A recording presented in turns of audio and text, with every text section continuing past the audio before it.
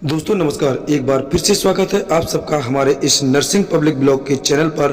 और इस वीडियो में आज हम अपने वीडियो के माध्यम से जानेंगे कि टाइम ट्रेवल क्या है, यानी टाइम ट्रेवल हम कैसे कर सकते हैं। तो दोस्तों वीडियो में आगे बढ़ने से पहले आप सबसे एक निवेदन है कि अगर आप हमारे इस चैनल पर नए हैं तो कृपया हमारे इस चैनल नर्सिंग पब्लिक ब्लॉग को सब्सक्राइब कर लें, वीडियो को लाइक कर दें और शेयर कर दें ताकि इसी प्रकार की रहस्यमय जानकारी हर घर तक पहुँच पाए। तो चलो वीडियो करते हैं स्टार्ट। हमारे वैज्ञानिक टाइम ट्रैवल के 3 ऐसे तरीके बताते हैं जो बिल्कुल सही है। बस आपको वही एक टेक्नोलॉजी चाहिए जो आपकी समय यात्रा को संभव बना पाए। और आपकी जानकारी के लिए बता दें कि ये टाइम ट्रैवल का कॉन्सेप्ट कोई काल्पनिक चीज नहीं है, बल्कि विज्ञान की किताबें ये साफ साफ बताती हैं कि टाइम ट्रैवल यानी समय यात्रा बिल्कुल जेन्युइन और बिल्कुल पॉसिबल है। क्योंकि दोस्तों टाइम ट्रेवल का जिक्र सबसे पहले सन 1895 में हुआ था, जब एच.जी. बेल ने एक नोवेल लिखी जिसका नाम था द टाइम मशीन। इसके बाद ये शब्द बहुत ही पॉपुलर हो गया और विज्ञान जगत में इसने खलबली मचा दी और इससे वैज्ञानिक सोच में पड़ गए, क्या वास्तव में इससे टाइम ट्रेवल हो सकता है।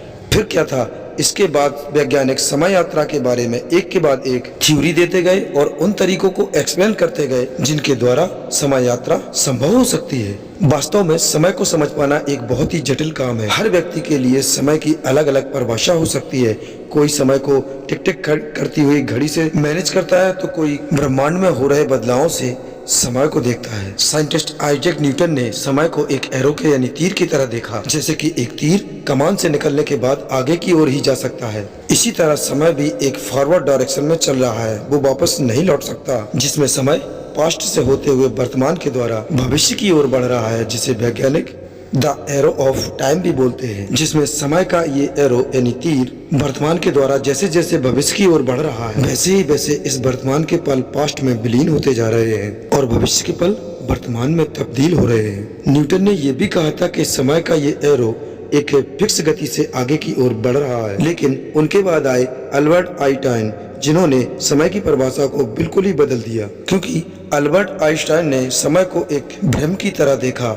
आइंस्टाइन का मानना था कि समय एक नदी की तरह है, क्योंकि नदी में पानी कहीं कहीं बहुत धीमी गति में होता है और कहीं बहुत तेज होता है। उसी तरह ब्रह्मांड में समय कहीं कहीं पर तेज गति से चल रहा है और कहीं कहीं पर बहुत धीमी गति से चल रहा है। आइंस्टाइन ने कहा कि पास्ट, प्रेजेंट और फ्यूचर ये भी एक तरह के भ्रम हैं और ये तीनों ब्रह्मांड में पहले से ही मौजूद हैं। क्योंकि समय का दूसरा रूप है परिवर्तन। समय आगे की ओर बढ़ रहा है, उसका अंदाजा केवल हम एक तरह से लगा सकते हैं और वो है एंट्रोपी। थर्मोडायनामिक्स के सेकंड लॉ में एक टर्म आता है एंट्रोपी। इसका सीधा मतलब है ऑर्डर टू डिसऑर्डर, जिसका सीधा मतलब है कि जैसे कि आप एक कांच के गिलास को फर्श पे गिराते हैं तो वो टूट जाता है। इसके बाद लेकिन फिर आप चाहकर भी उस गिलास को पहले जैसा नहीं बना सकते।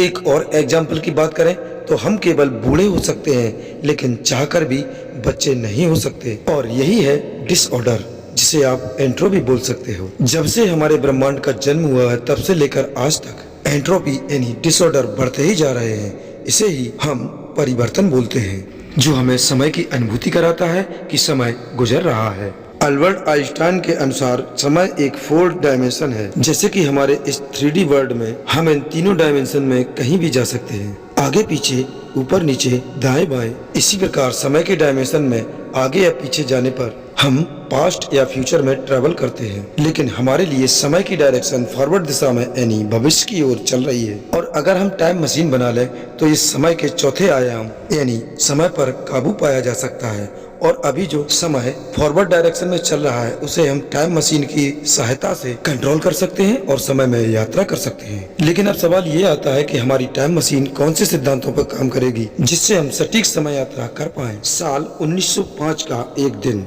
जिस दिन अल्बर्ट आइंस्टाइन अपने ऑफिस में क्लर्क की नौकरी कर रहे थे, पर जैसे ही उस शाम वो अपने घर के लिए गए तो उन्होंने ट्रेन पकड़ी और वो तेजी से अपने घर की ओर जाने लगे। लेकिन उनकी नजरें पीछे मौजूद एक क्लॉक टावर पर टिकी थी। जैसे जैसे ही ट्रेन की गति तेज बढ़ती जा रही थी, वैसे ही उन्हें लग रहा था कि क्लॉक टावर पर लगी घड़ी की सुई धीमी होती जा रही थी। इसे देखकर उन्होंने अपनी सोच का दायरा बढ़ाया और इस इमेजिनेशन को अव्वल लेवल तक ले गए। उन्होंने सोचा कि क्या होगा जिस गाड़ी में वो बैठे हैं वो गाड़ी अगर लाइट की स्पीड से चले। और फिर अल्बर्ट आइंस्टाइन के इस इमेजिनेशन ने आने वाले समय के विज्ञान को ही बदल दिया, क्योंकि उन्होंने कुछ ऐसा खोज लिया था जिसने विज्ञान जगत में तहलका मचा दिया। क्योंकि अभी तक टाइम ट्रेवल कहानियों और किस्सों तक ही सीमित था, लेकिन आइंस्टाइन के इस डिस्कवरी के बाद लोग टाइम ट्रेवल को वास्तविकता से जोड़ने लगे।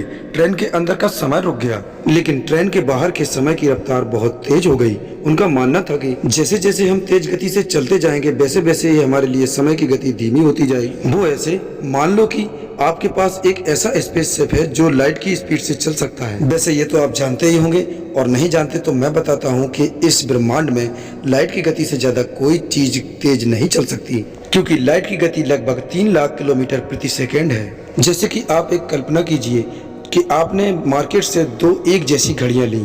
एक घड़ी को आपने अपने स्पेसशिप में रखा और एक घड़ी को अपने घर पर ही छोड़ दिया, और दोनों में ही एक ही टाइम और डेट फिक्स करके। और फिर आपकी स्पेसशिप उड़ान भरती है और आप प्रकाश की गति में 20% तक पहुंच चुके हो, पर आपके लिए समय की गति वैसे ही चल रही है जैसे कि बिल्कुल पहले चलती थी। लेकिन आपके साथ एक और कोई व्यक्ति है जो आपकी दोनों घड़ियों पर नजर रख रहा है, तो उसे आपकी दोनों घड़ियों में समय में फर्क नजर आएगा, क्योंकि उस समय स्पेसशिप में लगी घड़ी धरती पर लगी घड़ी के मुकाबले स्लो चल रही होगी। इसका मतलब है कि आपके लिए समय धीमा हो चुका है, और जैसे जैसे स्पेसशिप की स्पीड बढ़ती जाएगी वैसे वैसे धरती पर मौजूद घड़ी की स्पीड बढ़ती जाएगी, और आपके स्पेसशिप में लगी घड़ी की स्पीड स्लो होती जाएगी। और जब आपके स्पेसशिप की स्पीड फाइनली लाइट की स्पीड के करीब पहुंचती है, तो उस आपके तीसरे ऑब्जेक्ट यानी तीसरे व्यक्ति को बहुत बड़ा चेंज नजर आएगा। तब वो देखेगा कि जब आपके स्पेसशिप में लगी घड़ी में 5 मिनट गुजरेंगे, तब तक धरती पर मौजूद घड़ी में 2 दिन व्यतीत हो जाएंगे। और सोचो, अगर आप इसी रफ्तार से पूरे दिन ट्रेवल करते रहे तो इतने में ही पृथ्वी पर 19 महीने गुजर जाएंगे।